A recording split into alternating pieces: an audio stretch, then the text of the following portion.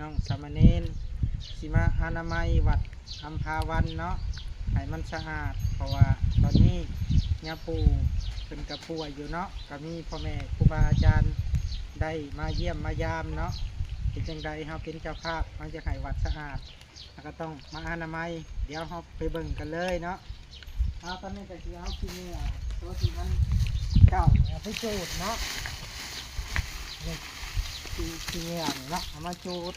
ถ่ายนะส่วนไม้เก่านี่เนาะไม้มันดอกหลังจากเขาเก็บไว้เนี่ยเนาะเขาบริใช้มันดอกในกระสิไว้ให้ญาติโยมเป็นมาอบอุ่นมาเยี่ยมย่าปู่ยามกลางคืนเป็นจิงไพ่เพราะฤดูนี่เป็นฤดูหนาวส่วนไม้ที่ใช้ได้เด้อก็สิไปไว้ตรงนั้นส่วนไม้ที่ดีเขาก็สิเก็บไว้สร้างไว้สาเวลาเขาเป็นเวียกเป็นงานส่วนไม้เก่าไม้ปวกนี่เขาก็สิให้ออกต้นญาติโยมใส่ทิ้งเป็นมาเยี่ยมย่าปู่ที่เหนือนี่เขาก็สิอนามัยก็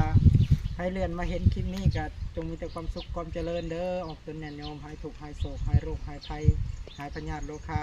ปรารถนาสิ่งใดคอยไปได้ชอบประกอบด้วยศีลโดยธรรมมีแต่โยวันนะสุขะพระมันเยินเด้อสาธุ